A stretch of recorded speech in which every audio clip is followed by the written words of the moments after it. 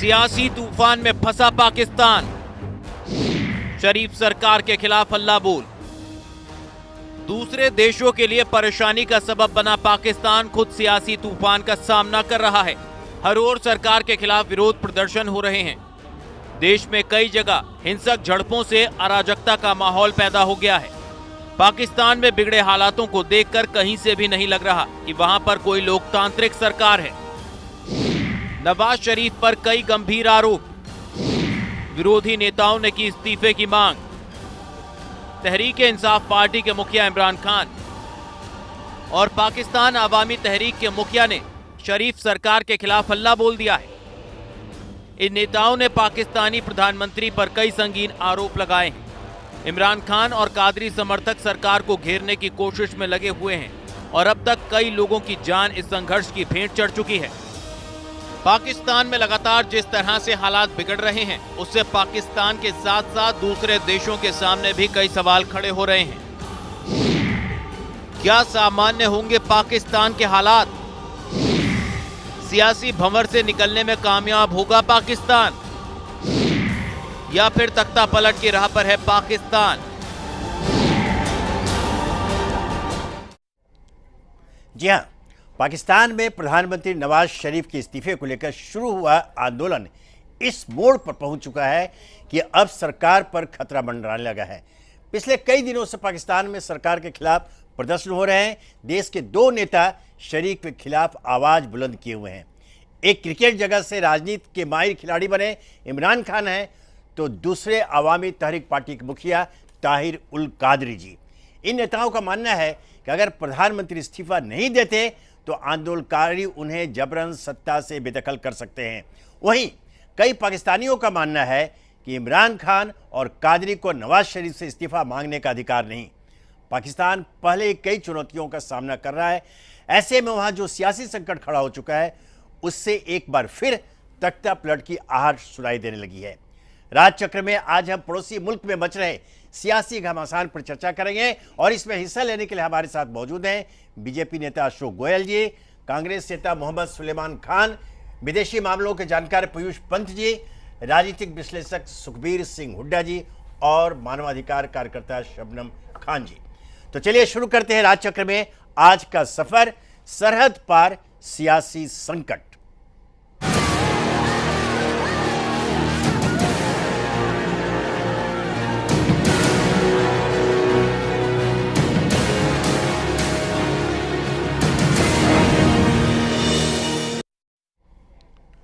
पाकिस्तान में इमरान खान और कादरी की अगुवाई में सरकार के खिलाफ प्रदर्शन जारी है, लेकिन इस बीच प्रधानमंत्री नवाज शरीफ को संसद का समर्थन हासिल हुआ है और सरकार ने विरोध प्रदर्शन को पाकिस्तान के खिलाफ बगावत करार दिया है।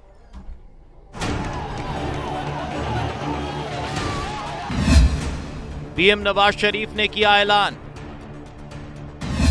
ना तो इस्तीफा देंगे ना ही झुकेंगे। सुप्रीम कोर्ट ने की सहयोग की पेशकश। पाकिस्तान में छाए सियासी संकट के बादल छटने का नाम नहीं ले रहे। लगातार हो रहे विरोध के बावजूद प्रधानमंत्री नवाज शरीफ ने ऐलान कर दिया है कि वो ना तो इस्तीफा देंगे और ना ही झुकेंगे। उनका साफ कहना है कि कुछ हजार लोगों की जिद के चलते करोड़ों लोगों के मैंडेट को बंधक नहीं बनाया जा सकता। वहीं देश में जारी राजनीतिक संकट को लेकर सुप्रीम कोर्ट ने प्रदर्शनकारियों और नवाज शरीफ सरकार के बीच गतिरोध को खत्म करने के सहयोग की पेशकश की। कोर्ट ने पाकिस्तान तहरीक इंसाफ पार्टी के अध्यक्ष इमरान खान और मौलवी ताहिर उल कादरी के प्रदर्शनकारियों के खिलाफ दायर याचिकाओं पर सुनवाई करते हुए ये पेशकश की है। 15 अगस्त से जारी है विरोध प्रदर्शन। पीएम नवाज शरीफ को हटाने की मांग। इमरान खान और कादरी कर रहे हैं इस्तीफे की मांग। पाकिस्तान में शरीफ सरकार के खिलाफ प्रदर्शन जारी है। इस्लामाबाद में प्रदर्शनकारियों के साथ पुलिस की झड़पें हुई। प्रधानमंत्री आवास की ओर बढ़ रहे 3000 से ज्यादा प्रदर्शनकारियों को खदेड़ने के लिए पुलिस ने आंसू गैस के गोले छोड़े। प्रदर्शनकारियों ने सरकारी टीवी चैनल पीटीवी में घुसकर तोड़फोड़ की और उसकी इमारत पर कब्जा तक कर लिया। नवाज शरीफ पर 2013 के आम चुनाव में धांधली करने का आरोप। पाकिस्तान में इमरान खान और ताहिर उल कादरी नवाज शरीफ से इस्तीफे की मांग कर रहे हैं। इनका आरोप है कि पाकिस्तान में चुनाव के दौरान जमकर धांधली हुई, लेकिन माना जाता है कि कादरी अपनी पार्टी के 14 कार्यकर्ताओं की हत्या से भी गुस्साए हुए हैं। 17 अगस्त को कादरी की पार्टी के 14 कार्यकर्ताओं की हत्या कर दी गई थी। हत्या लाहौर के मॉडल टाउन इलाके में हुई। पाकिस्तान में सियासी संकट खत्म करने के लिए नवाज शरीफ ने कादरी के 14 समर्थकों की हत्या के मामले का आरोप भी झेलने को तैयार हो गए थे, लेकिन कादरी ने मांग की कि शरीफ पर आतंकवाद के आरोप भी लगने चाहिए। इमरान खान और कादरी ने जिस तरह से नवाज शरीफ के खिलाफ मोर्चा खोल रखा है, उससे तो साफ है कि पाकिस्तान में जारी सियासी संकट इतनी आसानी से खत्म होने वाला नहीं है और इस संकट से पाकिस्तानी पीएम के भविष्य पर भी सवाल खड़े हो गए हैं। ब्यूरो रिपोर्ट, जिया न्यूज।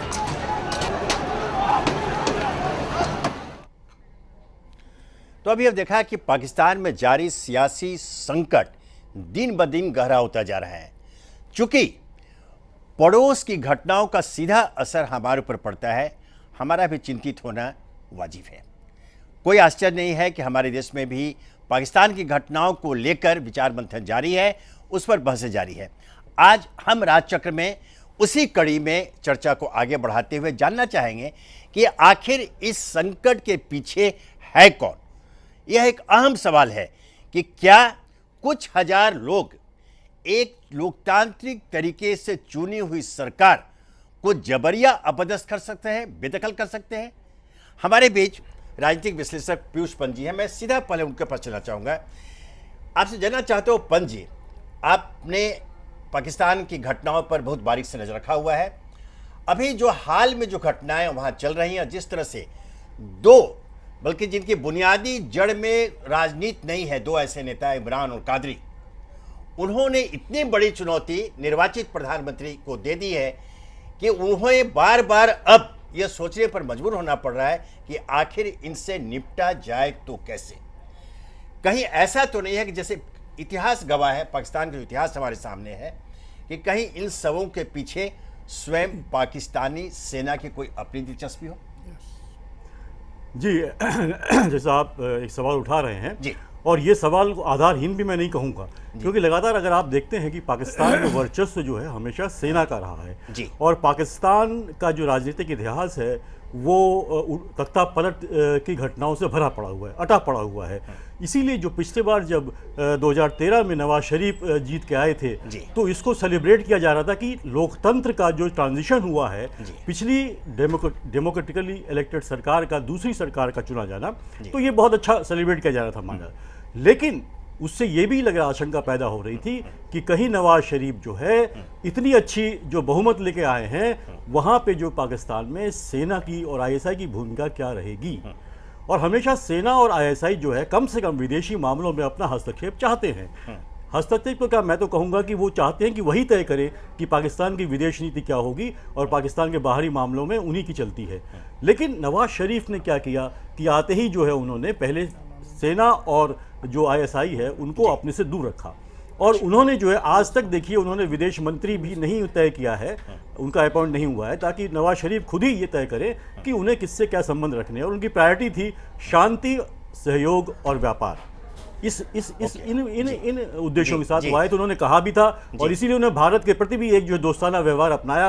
अभी चाहे मोदी जी के उसमें आए वो, तब भी आपको याद होगा कि किस तरह से जो है सेना की उनको परमिशन लेनी पड़ी, बड़ी उपापोह की स्थिति बनी हुई थी। आपको याद होगा कि ये लगा था वो आएंगे या नहीं आएंगे, आएंगे नहीं आएंगे, सेना उनको आज्ञा देगी कि नहीं दी। अल्टीमेटली सेना से उन्हें कंसल्ट करना पड़ा, और ये कहा जा रहा था कि जब सेना ने उनको परमिशन दी तब वो जो है वहाँ से आए हैं। तो निश्चित रूप से ये आशंका जो उठाई जा रही है, और आज भी जो आशंका कही जा रही है कि निश्चित रूप से इसके पीछे जो है कि सेना का कहीं ना कहीं हाथ है। हालांकि सेना इस नहीं चाहती कि वो कोई कू करे, इस तरह की कोई तख्ता पलट करे, क्योंकि उससे वो बदनाम हो चुकी है, और वो चाहती है कि डेमोक्रेटिक सरकार बनी रहे, लेकिन वो इतना चाहती है कि उसका वर्चस्व बढ़ जाए सिविलियन गवर्नमेंट के अंदर। बिल्कुल पंत जी, इसी में एक सवाल खड़ा होता है। अभी आपने जो चर्चा की, हमारे प्रधानमंत्री मोदी के शपथ ग्रहण समारोह में नवाज शरीफ आए जी, और यहाँ जाने के बाद वह आंदोलन और तेज हो गया।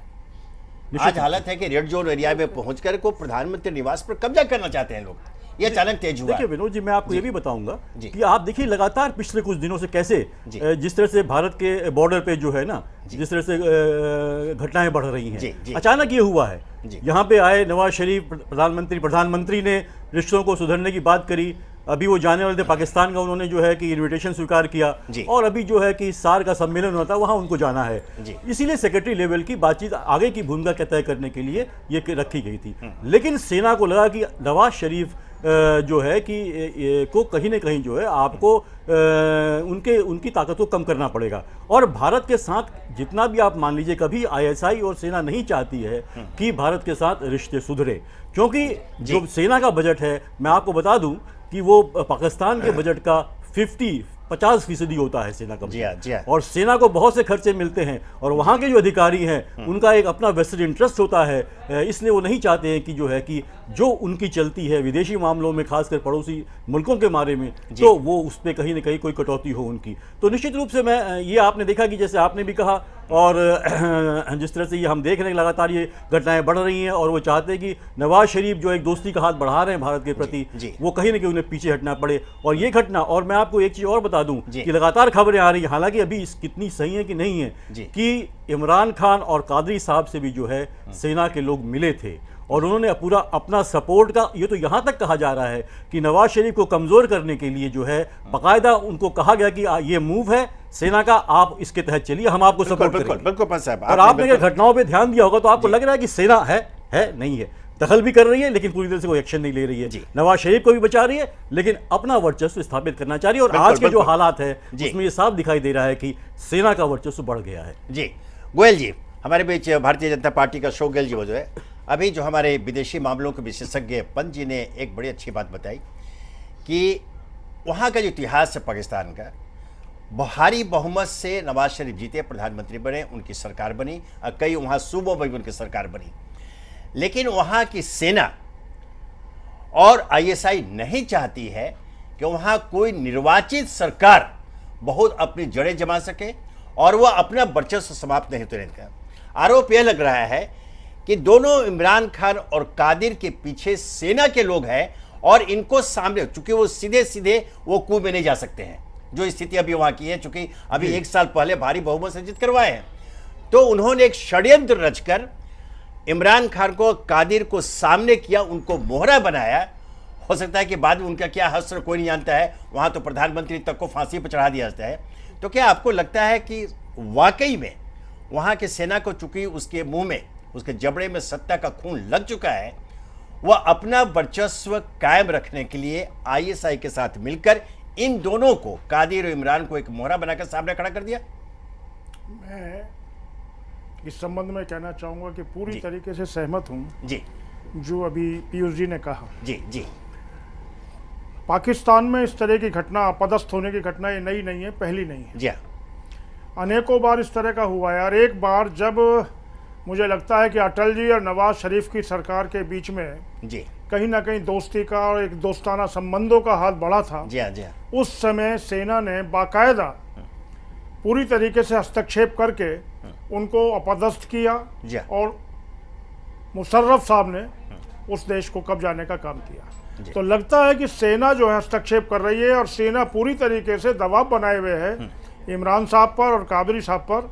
और ये दोनों मिलकर, चूंकि मात्र 32 सीट में सिमट के रह गए थे इमरान साहब, भारी प्रचंड जो 400 के लगभग सीटें हैं, उनमें 32 सीटें इमरान साहब को कुल मिली थी। जी लेकिन अब वो धांधली का आरोप लगाकर, या वहाँ जनता के हालात ठीक नहीं है इस तरह का आरोप लगाकर जो ये प्रतिरोध कर रहे हैं, ये किसी भी लोकतांत्रिक देश के लिए बिल्कुल ठीक नहीं है, जी जी और ये लोकतांत्रिक मूल्यों के खिलाफ है।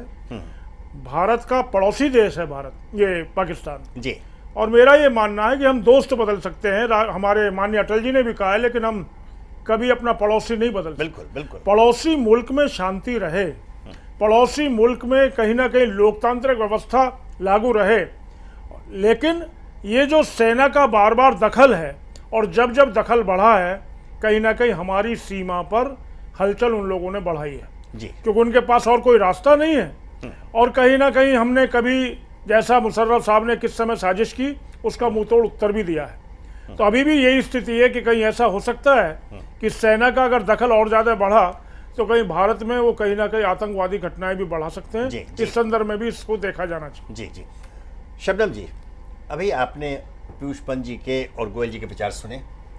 एक बहुत बड़ा अहम सवाल आता है, चूंकि उन्होंने भी कहा, पहले एक पुरानी कहावत भी है कि घर के कलश से पड़ोसी का घड़ा भी सूखता है।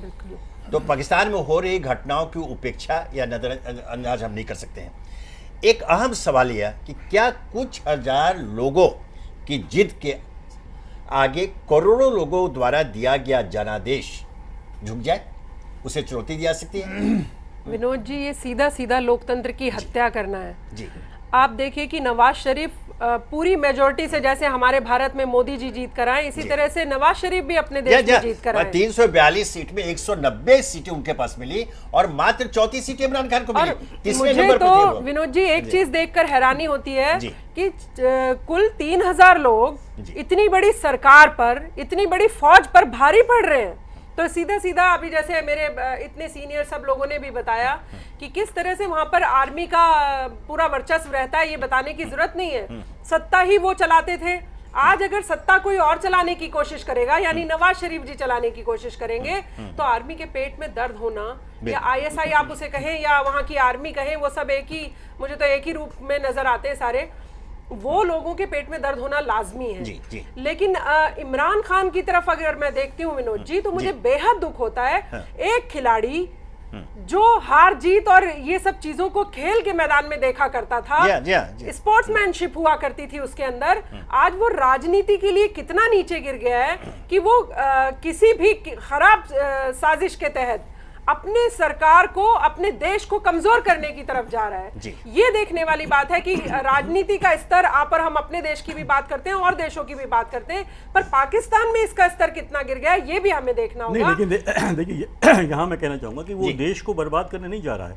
उसने मुद्दे सही उठाए हैं, लेकिन तरीका गलत है। तरीका गलत उसका है। आप सड़क पर निकल कर, एक लोकतांत्रिक देश में सड़क पर निकल करके आप अपनी मांग कैसे मंगवा सकते हैं? नहीं निकलते हैं। हमारे देश में भी आपने देखा होगा जन लोकपाल के आंदोलन के दौरान हिंसक निकले थे, लेकिन हिंसक नहीं होना चाहिए। लेकिन जब आपका ऑप्शन बंद हो, जैसे कि इमरान ने कहा कि हमने तमाम प्रक्रियाओं को फॉलो किया, हमने सारा कुछ कहा, लेकिन हमारी बात नहीं सुनी गई, तो हमारे पास कोई ऑल्टरनेटिव नहीं था, हमें सड़क पर उतरना पड़ा। अगर मोदी जी से मुझे कुछ बात कहनी हो और उन तक पहुंचानी हो, तो मैं प्राइम मिनिस्टर हाउस में ही अंदर घुस जाऊंगी। नहीं विनोद जी, मेरा सिर्फ यही कहना था कि जो उन्होंने चुना है, जो उन्होंने रास्ता चुना है, उसको हम गलत बताने की कोशिश करें। पंत साहब, बहन शबनम जी का भी यही कहना है, जो वहां की पब्लिक ने जो रास्ता चुना है, जो 30,000, 20,000, 8,000 जो लोग हैं, जो उपद्रवी वाला काम कर रहे हैं, वो रास्ता गलत है। पब्लिक इतनी बड़ी, हम वो कह रहे हैं कि भाई वो जो रास्ता वो चुन रहे हैं, ठीक है, उनकी बात आप मान सकते हैं, कुछ हद तक सही भी हो सकती है, पर उनका जो वे है,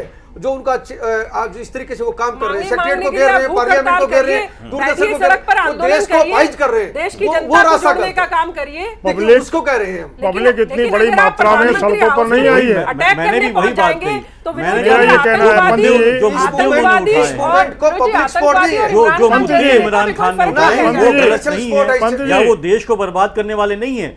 जो जिस तरह का तरीका उन्होंने अपनाया है उस पे ऑब्जेक्शन हो सकता है। इसमें एक खतरा नहीं है, पब्लिक इसको कोई इंटरनेशनल भ्रष्टाचार वहाँ बड़ा है पाकिस्तान में, जब से नवाज शरीफ आए हैं, भ्रष्टाचार बड़ा है वहाँ पे, लोगों को राहत नहीं मिली है। भ्रष्टाचार के लिए उन्होंने कितना बड़ा आंदोलन किया इस देश में। पंत जी, आपके पास अब फिर आएंगे। एक बहुत ही अहम सवाल यहाँ खड़ा हो गया। हमारे साथ कांग्रेस के प्रवक्ता मोहम्मद सुलेमान खान जी जुड़े हुए हैं। हम उनसे सीधा ये पूछे, सुलेमान साहब, अभी आपने हमारी चर्चा सुनी और जो शंका यहाँ व्यक्त गई उससे लगभग सभी लोग सहमत हैं।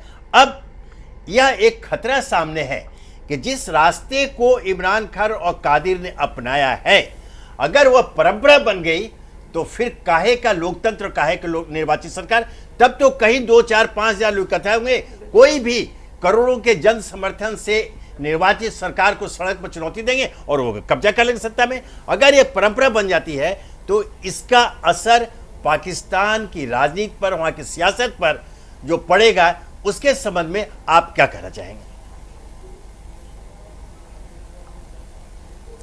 देखिए विनोद जी, ऐसा है कि जो पाकिस्तान की हिस्ट्री है, उसकी जो तारीख है, 4 दफा ऐसा हुआ है कि वहां पर तख्ता पलट हुआ है, मिलिट्री ने चाहे वो जनरल मिर्जा हो या जनरल अयूब खान हो या जनरल जियाउल हक हो या जनरल परवेज मुशर्रफ हो, इन लोगों ने वहां अनरेस्ट होता है और फाइनली किसी ना किसी इशू पे करप्शन या सरकार के खिलाफ तख्ता पलट, तो ये वहां की तारीख है, वहां अक्सर ये होता है। हमारा क्योंकि वो पड़ोसी मुल्क है और हमारे बहुत मधुर संबंध वहां से है नहीं, तो वहां पर पीस रहे इंटरनल, ये बेहतर है। हमारे मुल्क के उनसे जो ताल्लुकात हैं उस पर भी इसका असर पड़ेगा। जहां तक बात है इस इशू की कि आप कहते हैं कोई भी 5000 आदमी सड़क पे आ जाएं और जो गवर्नमेंट इन पावर है, जो चुन के आई है, जो मैंडेट लेके आई है, उसे चैलेंज कर दें। देखिए, जो गवर्नमेंट पार्लियामेंट में एक मैंडेट लेके आती है, उसको आवाम ने चुना होता है और वो पार्लियामेंट में बैठने का उसका अधिकार होता है और रूल करने का, उसका गवर्न करने का अधिकार होता है। किसी को अगर गवर्नमेंट की वर्किंग से, गवर्नेंस से, पॉलिसी मैटर से तकलीफ है आवाम को इन जनरल, तो आपका राइट है, आप डेमोक्रेटिक प्रोटेस्ट कर सकते हैं, लेकिन उस डेमोक्रेटिक प्रोटेस्ट करने का तरीका होता है। किसी भी बिल्डिंग को कब्जा कर लेना गवर्नमेंट की, या रेड जोन में पहुंच जाना, या वायलेंस का उस मूवमेंट को वायलेंस के रूप में लाना, वो गलत है। अगर इमरान खान साहब को या कादरी साहब को, मैं अपनी बात पूरी कर लूं, कादरी साहब या इमरान खान साहब को तकलीफ दिया, उन्हें लगता था नवाज शरीफ साहब ने धांधली करी है, सुप्रीम कोर्ट में इलेक्शन पिटिशन करते, रिप्रेजेंटेशन करते, डेमोक्रेटिक प्रोटेस्ट करते, पीसफुल प्रोटेस्ट करते, तो ये उनकी मांग सही हो सकती है, लेकिन तरीका गलत है। और मिलिट्री का डोमिनेंस हमेशा से रहा है। जहां तक हमारे देश पे इस टर्मोइल के असर की बात है, तो हमें याद है कि जब चुनाव चल रहा था तो नरेंद्र मोदी जी ने बड़े बड़े भाषण दिए थे कि हम ईंट का जवाब पत्थर से देंगे, and terror and talks can not go together. Jaitley साहब कहते थे कि टेरर और बातचीत एक साथ नहीं जा सकती। लेकिन ये 100 दिन में जो हमने देखा इनकी सरकार में, 70 सीजफायर वायलेशन हुए, 11 लोग मरे जवान, 3 सिविलियंस, हजारों लोग डिस्प्लेस हुए, और डायरेक्टर जनरल ऑफ बीएसएफ ने कहा है कि 1971 के वॉर से ज्यादा बुरी सिचुएशन है बॉर्डर की। तो कौन सा इन्होंने जवाब दिया? और फर्दर जो डिप्लोमेटिक चैनल से आपके बात करने के, सुनिए मेरी बात सुनिए, मेरी बात तो सुनिए पूरी, आप मेरी बात सुनेंगे जब तो जवाब देंगे। मेरी मेरी बात तो सुनिए। बोलिए। मतलब नहीं पाकिस्तान हमारे साथ क्या होगा अगर ऐसा हुआ, वो बताना चाह रहा हूं जी। तो उसके बाद फर्दर इतने सीज फायर वायलेशन के बाद भी 56 इंच का सीना कहीं नहीं दिखा, और फर्दर जो डिप्लोमेटिक चैनल्स थे टॉक्स के, वो भी खत्म कर दिए गए। तो सबसे बड़ा कॉन्क्रीट स्टेप जो मोदी जी ने लिया, बीजेपी की सरकार ने लिया, वो डिप्लोमेटिक चैनल्स भी खत्म कर दिए, और आज ये सिचुएशन पाकिस्तान में है। तो नरेंद्र मोदी जी और भारतीय जनता पार्टी की सरकार ये जवाब दे कि उनकी पाकिस्तान के टुवर्ड्स क्या फॉरेन पॉलिसी है, क्या स्टैंड है, क्या रोड मैप है। 100 दिन में रोड मैप बन नहीं पाया क्या अभी तक? ये सवाल मेरे हैं भारतीय जनता पार्टी से। नहीं, ठीक है सलमान खान, आपने बिल्कुल सही बात की, उस पर आगे आएंगे। गोल साहब, इसका जवाब आपसे हम लेंगे, आप जरूर कहेंगे। एक मुद्दा यह उठा सहयोग की चर्चा आई सुप्रीम कोर्ट की, लेकिन वहां आरोप यह भी है कि सेना के साथ साथ कहीं इमरान खान और कादिर के पीछे संभवतः सुप्रीम कोर्ट का भी कोई ना कोई सहयोग वहां पर मौजूद है। बहरहाल, पाकिस्तानी प्रधानमंत्री के सत्ता से बेदखल करने के लिए इस वक्त हिंसक प्रदर्शन हो रहे हैं, लेकिन पाकिस्तान में तख्ता पलट की आहट कोई पहली बार सुनाई नहीं दे रही। इससे पहले भी 3 बार पाकिस्तान में तख्ता पलट हो चुका है।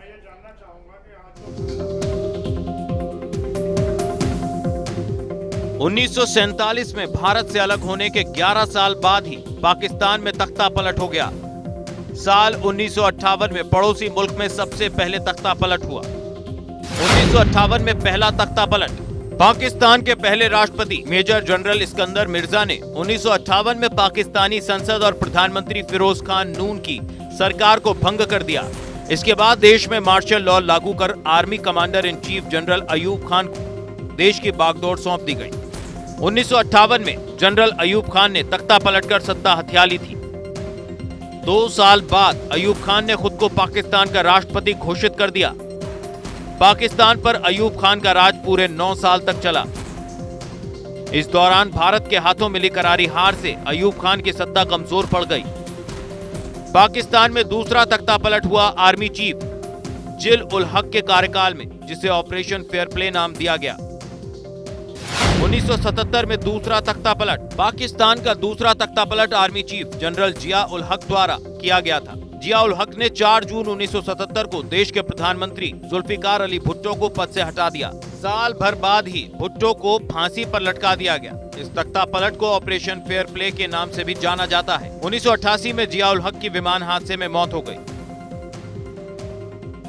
जियाउल हक की मौत के बाद भी पाकिस्तान में फौजी हुकूमत कायम रही। इसके बाद पाकिस्तान में कई बार चुनाव हुए, लेकिन पाकिस्तान लड़खड़ाता ही रहा। दुनिया ने एक बार फिर पाकिस्तान में फौजी हुकूमत तब देखी जब 1999 में नवाज शरीफ को बेदखल करके सेना प्रमुख परवेज मुशर्रफ ने सत्ता हथिया ली थी। 1999 में तीसरा तख्ता पलट। नवाज शरीफ सरकार ने इस तख्ता पलट को रोकने की पुरजोर कोशिश की। आर्मी चीफ परवेज मुशर्रफ को पद से बर्खास्त करने के साथ साथ श्रीलंका से आ रहे उनके विमान को पाकिस्तान में न उतरने देने की शरीफ सरकार की प्लानिंग धरी की धरी रह गई। उससे पहले ही मुशर्रफ के वफादार सीनियर ऑफिसर्स ने 12 अक्टूबर 1999 को प्रधानमंत्री और उनके मंत्रियों को गिरफ्तार कर लिया। ब्यूरो रिपोर्ट, जिया न्यूज। तो हमने देखा कि कैसे पाकिस्तान में वहां की सेना हमेशा किसी न किसी तरीके से वहां पर हावी होकर के सत्ता को अपने हाथों में लेती रही है। एक पुराना इतिहास उनका रहा है। ऐसे में अब जब दो नुमाइंदे हम कह लें इमरान और कादिर के रूप में सामने आके खड़े हुए हैं, लोग कहा था कि सेना का उनको समर्थन प्राप्त है और कहीं ना कहीं शायद वहाँ के सुप्रीम कोर्ट भी, चूंकि ध्यान रहे पिछली बार जब ऐसा मौका वहाँ आया था तो सुप्रीम कोर्ट ने भी सीधे सीधे हस्तक्षेप किया था। वहाँ का इतिहास रहा है। पंजी हम जानना चाहते हैं कि ऐसे में अगर सेना और सुप्रीम कोर्ट का समर्थन अगर इमरान और कादिर को है तो उनके साथ 2, 4, 5, 10 हजार ही लोग क्यों ना हो, क्या आपको नहीं लगता कि नवाज शरीफ के लिए वास्तविक खतरा पैदा हो चुका है? इसमें नहीं, देखिए निश्चित रूप से अगर, लेकिन देखिए आपने अभी सुप्रीम कोर्ट ने भी जो बात कही है उसने कहा है कि सारे पक्ष जो हैं, क्योंकि एक पिटीशन लेके वहां पे गए थे लोग और उन्होंने ये कहा था कि इस पे रोका जाना चाहिए। तो सुप्रीम कोर्ट ने कोई ऐसा तो नहीं कहा कि या तो कादरी और वो चले जाएं या कि जो है नवाज शरीफ जो है इस्तीफा दे दें। उसने कहा कि पूरे संकट को जो है सभी जो पक्ष हैं वो मिलजुल के इसको तय करें। बल्कि उन्होंने सरकारी वकील से भी पूछा कि आप क्या लगता है कि वो कहीं ना कहीं अपनी सीमा से आगे बढ़ गए? नहीं, सीमा से आगे तो नहीं अभी बढ़े हैं, मुझे लगता है कोर्ट सीमा से आगे नहीं बढ़ा है। वो चाह रहा है कि अच्छी तरह से ये मामला रिजोल्व हो जाए, लेकिन वो यहाँ भी ये भी दिखाता है कि कहीं ना कहीं कोर्ट का झुकाव भी जो है कादरी और इमरान के पक्ष में भी है। नहीं तो वो कहते कि साहब ये गलत है, जबकि सरकार ने खुद कह दिया कि ये जो है कि इन पे जो है मुकदमा चलना चाहिए और ये जो है ये देशद्रोह का मामले दर्ज भी किए गए। जी हाँ, मामले दर्ज भी हो गए, लेकिन कोर्ट ने ऐसा कुछ भी नहीं कहा। अगर कोर्ट होता ये रूलिंग देता कि नहीं ये गलत है और संवैधानिक है तो इनको जो है या तो अरेस्ट किया जाए, ऐसा कुछ नहीं कहा कोर्ट ने कहा कि सारे मामले को मिल बैठ के अच्छी तरीके संवैधानिक ढांचे के भीतर जो है सुलझा लिया जाए। तो मुझे लगता है कि कहीं ना कहीं सॉफ्ट कॉर्नर दिखाई देता है इसमें, जो इमरान खान और जो कादरी साहब वहाँ पे हैं। और वो ये सुप्रीम कोर्ट ये भी नहीं चाहता कि किसी तरह का संकट खड़ा हो, क्योंकि लोकतंत्र का मसला भी बहुत मजबूत मसला है। और सुप्रीम कोर्ट की एक छवि जो रही है, जैसे कि आपको याद होगा पिछले मुशर्रफ के दौरान भी कि लोकतंत्र को बचाने की एक छवि रही है, उसको मजबूत करने की छवि रही है। हाँ, बहुत सारे कोशिश की थी, पूरे सुप्रीम कोर्ट को एक तरह से वो बंदी बनाकर रख दिया गया था। गोयल साहब, आप कह चाह रहे थे उस समय जो सलमान खान साहब ने जो बातें बताई कि वहाँ की जो अस्थिरता है उसका असर। जी, मेरा ये मानना है जी, भारत में एक बहुत मजबूत सरकार, जी, भारत में एक दृढ़ संकल्प वाली सरकार मोदी जी के नेतृत्व में बनी है। और उस सरकार ने शुरू में ही एक अपना जैसे एजेंडा होता है उसको क्लियर करते हुए सभी लोगों को आसपास के देशों से संबंध सुधारने के लिए जी, एक जिस समय शपथ ग्रहण समारोह हो रहा था उसमें पड़ोसी देश पाकिस्तान को भी आमंत्रित किया। शरीफ साहब आए, एक आदान प्रदान हुआ आपस में। कहीं ना कहीं ऐसा लगने लगा कि शरीफ साहब और मोदी जी मिलकर जो स्थायी हल है भारत और पाकिस्तान के बीच, कहीं ना कहीं उसको ढूंढेंगे। और यही वो सेना को नागवार गुजरा जी। और सेना की जिस तरीके से बॉर्डर पर हलचल हुई, जिस तरीके से उन लोगों ने कहीं ना कहीं गोलीबारी के काम शुरू किए, तो निश्चित रूप से वार्ता में खलल आया, बात में पूरा खलल आया। बाद में हमारे कश्मीर के आतंकवादियों को वार्ता में बुलाने की एक जो बात आई और उनसे बुला के दूतावास में बातचीत की गई, इन सारे मामलों को देखते हुए हमारी सरकार ने स्पष्ट और एक सख्त स्टैंड अपनाया कि हम जो है सचिव स्तर की वार्ता को रद्द करते हैं। इतना नहीं, सार्क देशों में भी मीट हो रही है। माननीय राजनाथ सिंह जी ने स्पष्ट कहा है कि हम पाकिस्तान के गृह मंत्री से कोई बात नहीं करेंगे। आज से 4 दिन पहले हमारे माननीय गृह मंत्री ने बीएसएफ को सीधा आदेश दिया कि ईंट का जवाब पत्थर से दो, दिया जा रहा है। हमको इसको बनावटी बात नहीं है जी जी। और निश्चित रूप से भारत अपनी रक्षा करने के लिए सामर्थ्य रखता है और भारत का जो इस समय नेतृत्व है उसका मनोबल बहुत ऊंचा है। चाह रहे हैं मिलिट्री के जवानों के बीच में मोदी जी, और बराबर जाके उनका मनोबल बढ़ा रहे हैं। तो अब आ जाइए इस चर्चा के ऊपर, जो पाकिस्तान के अंदर आज जो हो रहा है, सेना जिस तरीके से फिर वही गतिविधि अपनी बढ़ा रही है, ये सारा रोल सेना का है। कुछ दिनों में सारी बात सामने आ जाएगी। ठीक है। इमरान खान और कादरी जी दोनों एक खिलौना बन गए सेना के हाथों। क्या ऐसा नहीं होता, सेना जरा सा भी उनको लिफ्ट नहीं देती तो कैसे वहां के पीस जो उनका चैनल है, सरकारी चैनल है, कैसे उसके अंदर लोग घुस के तोड़फोड़ करके उसको बर्बाद करते हैं। नहीं, उनकी संख्या भी 3000 की भीड़ 60,000 में परिवर्तित हो गई। चैनल की तो 1000 1500 की भीड़ या 7000 की भीड़ पार्लियामेंट में घुस गए। 7000 की भीड़, 7000 की भीड़, इतनी भीड़ नहीं होती सेना उसको काबू ना कर सके। बिल्कुल। गोयल साहब, आपकी बातों पर सुलेमान साहब कुछ कहना चाह रहे हैं। हाँ सुलेमान साहब, क्या कहना है आपका? मैं सिर्फ गोयल साहब की इस बात का जवाब दूंगा और मैं उनसे गुजारिश भी करूंगा, रिक्वेस्ट करूंगा कि अब इलेक्शन का जो पीरियड था वो खत्म हो गया। आप जीत गए, सत्ता में आ गए, अब आप ये लफाजी मत करिए। आप इस बात का जवाब दीजिए कि जब यूपीए की सरकार थी और जरा सा ठीक नहीं है, मैं चाहूंगा कि ये शब्द वापस लें। जब ये लफाजी क्या होती है? आप बोल रहे थे तो हम नहीं बोल रहे थे। नहीं, लफाजी शब्द का बात कह रहा हूं मैं, बोलना तो मैं भी नहीं रहा हूं।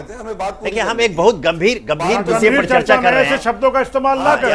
हम यहाँ राजनीति नहीं करके बहुत गंभीर विषय पर चर्चा कर रहे हैं। जब वह सीज फायर वायलेशन होता था, जब सीज फायर वायलेशन होता था तो बीजेपी कठोर विरोध करती थी कांग्रेस का और कहते थे एक 56 कांग्रेस ने देश को एक निकम्मी सरकार दी। 11 जवान मर गए। कांग्रेस ने देश को ऐसी सरकार दी जो हमारे जवानों के सर काट के भेज दिए गए।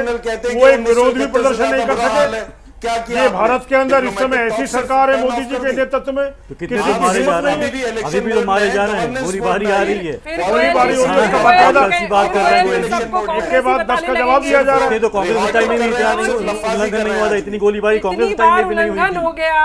इतनी बार 56 से हमने पूछ लिया कि बता दीजिए मोदी जी कुछ तो कहिए, वो एक शब्द नहीं बोले। मोदी जी कह रहे हैं गोली की भाषा में बोल रहे हैं। मोदी जी अगर कश्मीर में जाकर अपने उपस्थिति दर्ज करा रहे हैं तो वो काफी है। मोदी जी सिर्फ अपने जो बाकायदा काम होना है वो सब हो रहा है। बाकी का काम तो अमित शाह कर रहे हैं। खाली लफाजी का काम तो अमित शाह कर रहे हैं।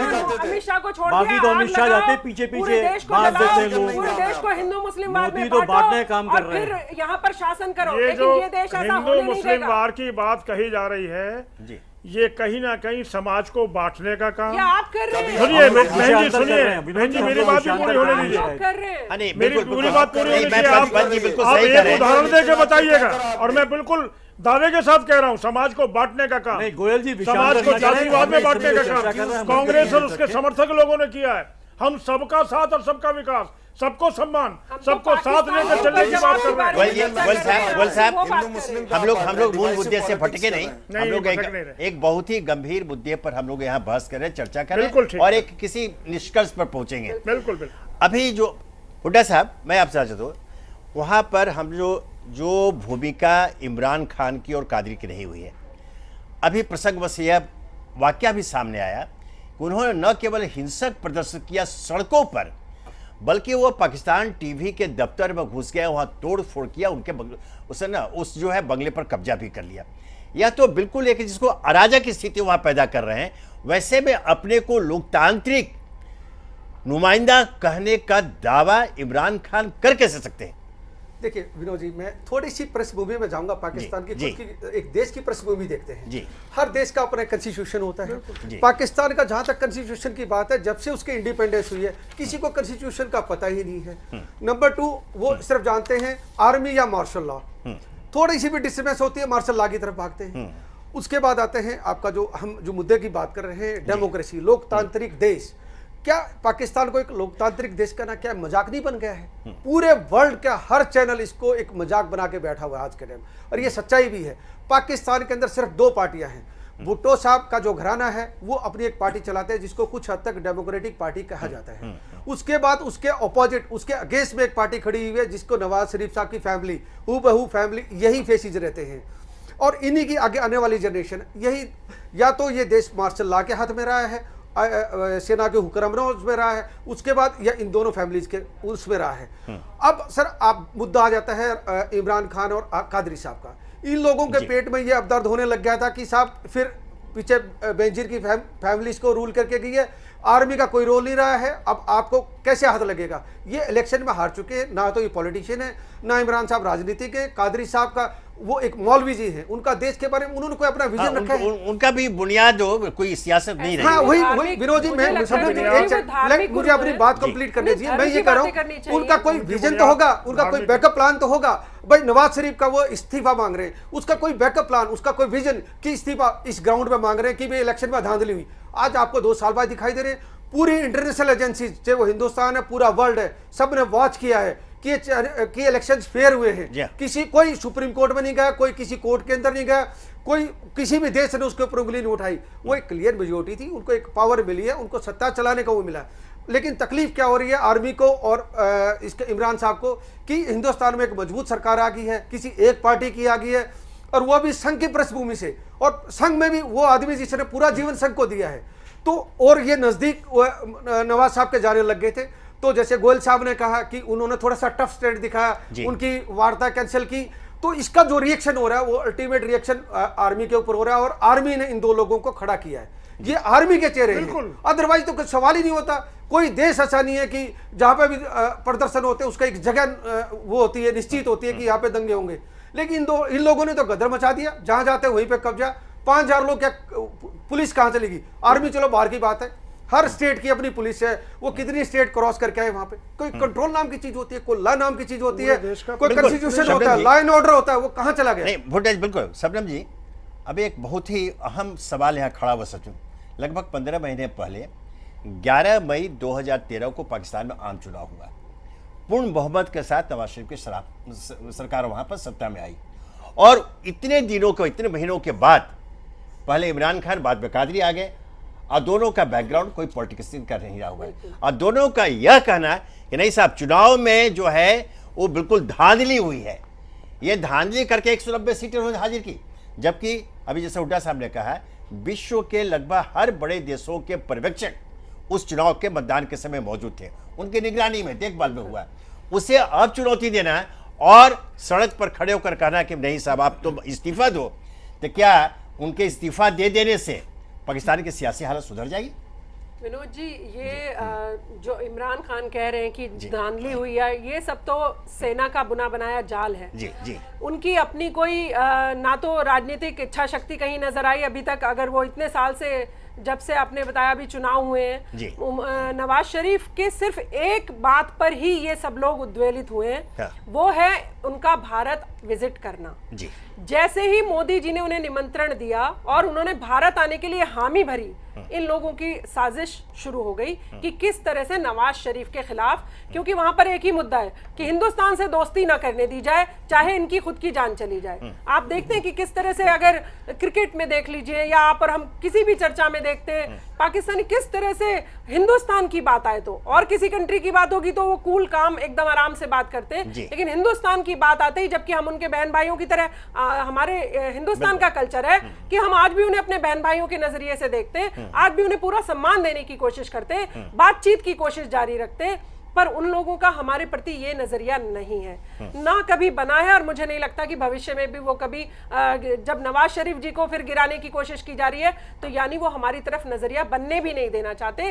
कुछ खराब चीजें, कुछ खराब लोग, चाहे वो सेना हो, ISI हो, चाहे वो इमरान खान जैसे मोहरे हों जिन्हें इस्तेमाल करके वो कहीं ना कहीं पड़ोसी देशों से, पड़ोसी अपने जो उनके हैं और खासकर हिंदुस्तान, उनसे भिड़वाए रखना चाहते हैं। पाकिस्तान ही कमजोर हो रहा है इससे। ये कहीं ना कहीं, अगर वो पॉलिटिशियन है इमरान खान, तो मैं आपके माध्यम से भी विनोद जी कहना चाहूंगी, अगर आप राजनीतिज्ञ भी हैं तो भी आपको अपने देश के बारे में सोचना चाहिए। पड़ोसी को क्या नुकसान पहुंचा सकते हो, इससे कुछ होने वाला नहीं। अपने मुल्क के विषय में भारत बहुत स्ट्रांग था, बहुत स्ट्रांग है, और आपसे तो करोड़ गुना ज्यादा हमेशा स्ट्रांग ही रहेगा। आप तो चींटी की तरह हमारे सामने, हम मसलना चाहें, ये हमारी शख्सियत है, ये हमारा कल्चर है, ये हमारी संस्कृति है, जो हम आपको कभी कुछ नहीं कहते हैं। ये हमारी संस्कृति है, हमारे ही संस्कार हैं अच्छे, वरना हम आपको चाहते तो कभी भी चींटी की तरह मसल देते। लेकिन ठीक है, आप अपने देश को क्यों बेड़ा गर्क करने पर तुले हो? मुझे लगता है अगर पॉलिटिशियन भी हैं, कितनी भी नाराजगी सही सरकार से, बैठ जाइए। जैसे हमारे पास जंतर मंतर है, आपके लिए भी वहां पर कुछ ना कुछ जंतर मंतर जैसी जगह होगी, बैठ जाइए, भूख हड़ताल करिए, और किसी से मदद चाहिए, पानी वानी हम सब लोग, विनोद जी आप और मैं भी चलेंगे, पिलाकर आएंगे। अगर सही मुद्दों पे बात करेंगे तो आप और हम भी पानी पिलाकर आएंगे। पाकिस्तान ने आजादी के बाद से और अब तक कभी देश के निर्माण के बारे में, कभी देश में शांति के बारे में, देश के युवाओं को आगे लाने के बारे में कहीं कोई किसी भी प्रकार के निर्णय, हिंदुस्तान को कैसे केवल चक्कर में लगे रहते हैं। हिंदुस्तान ही नहीं, चाहे वो अफगानिस्तान हो, चाहे कोई और हो, चाहे अमेरिका हो, कैसे आतंक की धरती पाकिस्तान आतंकियों को कहीं ना कहीं शह दे और उनके लीडर के रूप में विश्व में माना जाए कि हम जो है यहाँ इस्लाम के सबसे बड़े नहीं, इस्लाम खबरदार है। मेरी बात सुन लीजिए, इस्लाम का आतंक से मत जोड़िए प्लीज। नहीं, मेरी बात सुन लीजिए, वो एक इस्लामिक देश है, मैं इसलिए कह रहा हूँ, मैं आतंक से नहीं जोड़ रहा हूँ उसको। मैं अपनी बात को उस ढंग से कह देता हूँ, चलिए कोई बात नहीं, कि आतंक की धरती, हमेशा इस्लाम को आतंक की धरती कैसे वो उसमें पनपे, कैसे हम बार बार हिंदुस्तान से भिड़ के अपने राजनीतिक जमीन को कायम रखें। अपनी राजनीति को कायम करने के लिए बार बार हिंदुस्तान के खिलाफ विश्व विमन करने का काम उन्होंने किया, देश के नवनिर्माण का काम हुआ था, तो निश्चित रूप से आज ऐसी स्थिति पैदा नहीं होती। अब जो स्थिति पैदा हुई है, ये बिल्कुल स्पष्ट है कि 2-4 हजार लोग आ जाने से कहीं देश इस तरीके से सत्ता बदली नहीं जाती। आज जो उनकी संसद है, संसद ने संभवतः जो ये विद्रोह है इसको नकारा है। क्या रिपोर्ट आई है, तो आपको जानकारी होगी। तो निश्चित रूप से मुझे लगता है कि ये जो शरीफ सरकार के खिलाफ विद्रोह है ये जायज नहीं है, और इसमें सेना की साजिश है, और किसी भी कारण से यदि ये सेना इसमें कामयाब होती है तो भारत को बिल्कुल पैनी नज़र पाकिस्तान की हालत में रखनी होगी। और निश्चित रूप से अपने देश के अंदर, चूंकि पहले भी ऐसा हुआ है, कहीं ना कहीं आतंकी गतिविधि ना बढ़े, उनकी भी चिंता करनी होगी। और पाकिस्तान को कहीं अगर पाकिस्तान गलत तरीके की सोचता है तो करारा जवाब देने की नीति बनानी होगी। देखिए विनोद जी, एक छोटी सी बात मैं ऐड करना चाहूंगा विनोद जी, इसके अंदर ये है कि जो अब ये पाकिस्तान का जो आंदोलन हुआ है, इसने एक ग्राउंड बना दिया है, आर्मी के लिए ग्राउंड बना दिया है, और ये आने वाले कुछ ही दिनों में वहां पर एक तख्ता पलट होने वाला है, क्योंकि नवाज शरीफ साहब जबरदस्ती स्टेप डाउन कराएंगे, संभावित है। जो बाकी पैनलिस्ट भी और बाकी सारे चैनल पे भी डिबेट में भी यही आ रहा है कि देर सवेर उनको स्टेप डाउन करना पड़ेगा, पर उसका अल्टरनेट नहीं दे रहे हैं, तो उसका अल्टरनेट सिर्फ आर्मी का है, वही आएगा जो पाकिस्तान पहले क्राइसिस में था, अभी जो बातें सामने आई, आज नवाज शरीफ ने स्पष्ट शब्दों में हालांकि घोषणा की है कि ना तो मैं इस्तीफा दूंगा और ना छुट्टी पर जाऊंगा। लेकिन क्या आपको ऐसा नहीं लगता कि नवाज शरीफ खुद भी पाकिस्तान के अतीत से, वहां के इतिहास से कुछ डरे सामने दिख रहे हैं?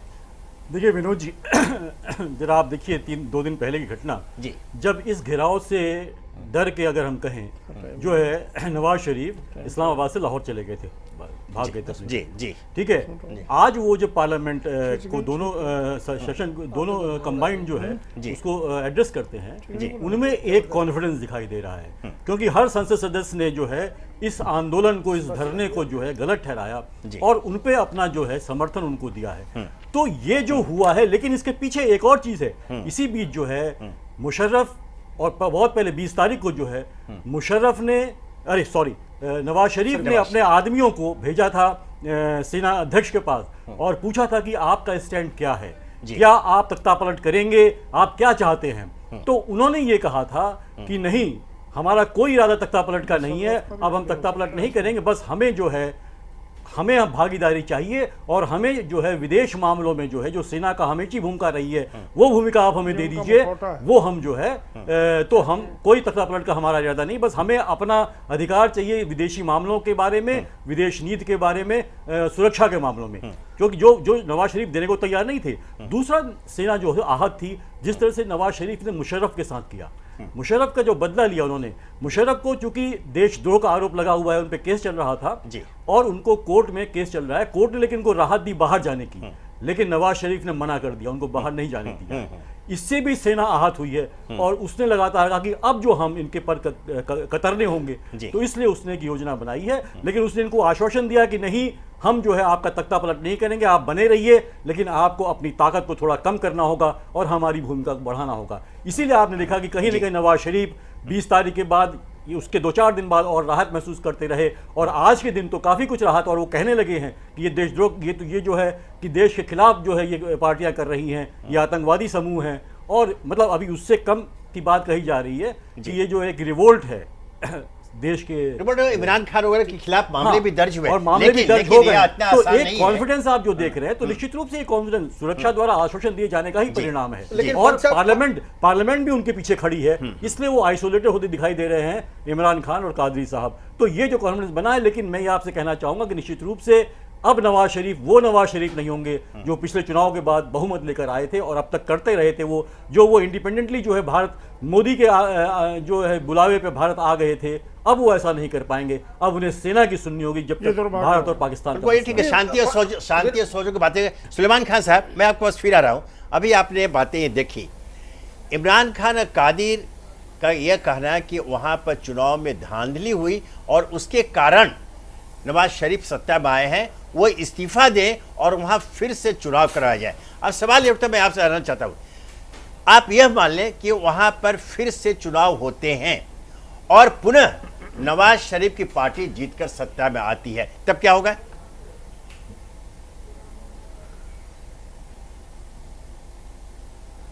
अगर दोबारा चुनाव होते हैं और नवाज शरीफ साहब की पार्टी जीत के आती है, बहुमत के साथ आती है, तो वो सरकार चलाएंगे। और इमरान खान साहब का ये कहना 1 साल बाद बिलेटेड स्टेज पे कि वहां धांधली हुई है, तो ये तो अनकॉल्ड फॉर है, इनअप्रोप्रिएट है, और ये सामने से लग रहा है कि ये सोच के इस तरह का माहौल बनाया जा रहा है। अगर इमरान खान साहब को उस टाइम तकलीफ थी तो उसी टाइम प्रोटेस्ट करना चाहिए था, और अगर आज भी उन्हें लगता है कि आवाम परेशान है नवाज शरीफ की सरकार से, तो वो डेमोक्रेटिक प्रोटेस्ट करें, पीसफुल प्रोटेस्ट करें, जो जमहूरी निजाम का तरीका होता है पीसफुल प्रोटेस्ट का, वो करें। ये तरीका रिबेलियन का तरीका है, इसके अलावा कुछ नहीं है। देखिए, खतरा इसमें ही है, और एक स्थिर सरकार को सरकार चलाने देना चाहिए। हाँ, अभी अब जो सवाल उठाया, एक निर्वाचित सरकार को इस तरह सड़क पर खड़े होकर कुछ लोग चुनौती दे और कहे तुम इस्तीफा दे दो, ये तो लोकतंत्र की सीधे सीधे हत्या हो गई। और यहाँ सवाल ये खड़ा होता है कि अगर चुनाव में जैसे फिर से जीत कर आ गए, तो हालांकि सुलेमान साहब कहते हैं कि फिर सत्ता चलाएंगे, कब चलाएंगे? ये तो एक परंपरा बन जाएगी और उसका कोई, ऐसी परंपरा का कोई अंत कभी नहीं होता है। अब चूंकि हमारा समय खत्म है, एक वाक्य बोल दीजिए। गोयल साहब कुछ बोल रहे हैं आप? एक ही वाक्य बस, चूंकि समय समाप्त हो रहा है। बिल्कुल समय समाप्त हो रहा है। मेरा ये कहना है कि पाकिस्तान का ये जितना भी मामला है अंदरूनी मामला है, बहुत ज़्यादा हमें दखलंदाजी की जरूरत नहीं है। उन्हें कोर्ट में जाना चाहिए था, ये बात सही है। ये तरीका जो हो रहा है ये गलत हम मानते हैं, क्योंकि पड़ोसी देश, हम लोकतंत्र है हमारे, हम चाहते हैं कि जो भी काम हो वहाँ भी लोकतांत्रिक तरीके से हो। जी बिल्कुल। और दूसरा हमारा ये कहना है कि सेना वहाँ की जिस तरीके से दुस्साहस करती चली आई है, मुझे लगता है अब भी दुस्साहस होगा और सेना कहीं ना कहीं काबिज होने का प्रयास करे। बिल्कुल सही। विनोद जी, इसका खमियाजा भी पाकिस्तान को स्वयं ही भुगतना पड़ेगा कि हमें अपनी, कम से कम अपनी विदेश नीति के ऊपर, अपनी विदेश नीति को अब दोबारा नए सिरे से, जो हम मिस्टर मोदी ओथ लेने के बाद जो उन्होंने अपनी स्ट्रेटेजी और विदेश नीति तो हो भी रहा था, चलिए वो अलग विषय है। अभी हमारे army chief general VK Singh, जो हमारे माननीय सांसद भी हैं, वो कहा करते थे ना गोला है ना बारूद है। इस पर भी मोदी जी को ध्यान देना चाहिए कि जब आपके एमपी अब चुनकर आ गए, वो आर्मी चीफ थे, वो बताते थे, हाँ जी, मंत्री भी हैं आप देश के, अब उन्हें ज्यादा सोचना चाहिए कहाँ गोला, क्योंकि उनको बहुत जानकारी भी है। बिल्कुल, उन सब चीजों पर, छोटी छोटी चीजों पर काम कर रहे हैं। चलिए अब सवाल उठा, आज की चर्चा मैं यही समाप्त करूंगा, चूंकि समय समाप्त हो गया। लेकिन हम जिस नतीजे पहुँचे वो बिल्कुल साफ है कि पाकिस्तान में जो आंतरिक कलह है वो एक मात्र राजनीतिक या सियासी कलह नहीं है, इसके पीछे कोई बहुत बड़ी साजिश है। और वो जो हम समझ सकते हैं कि चूंकि वहाँ की सेना को सत्ता का खून लग चुका है, उसे बाहर नहीं रह सकते हैं। और जैसे अब एक संशोधित रूप में वहाँ की सेना की मांग यह है कि विदेशी मामलों में उनका सीधा हस्तक्षेप होना चाहिए। तो यह तो एक बात है, लेकिन आगे आने वाले दिनों में यह तय है कि नवाज शरीफ के लिए दिन बहुत आसान नहीं होंगे। हम चिंतित इसलिए हैं कि वो हमारे पड़ोसी मुल्क है और वहाँ एक लोकतांत्रिक तरीके से चुनी हुई सरकार है। हम चाहेंगे कि वहाँ भी लोकतंत्र जीवित रहे। बहरहाल आज की चर्चा में समाप्त करते हैं। हुड्डा जी, गोयल साहब, पंजी, शबनम जी, सुलेमान खान साहब, आप सब लोगों का बहुत बहुत धन्यवाद कि आपने इस चर्चा में भाग लिया। हम कल फिर मिलेंगे इसी समय राजचक्र में एक नए विषय के साथ, नए अतिथि विषय के साथ। तब तक मैं याद दीजिए। नमस्कार, धन्यवाद।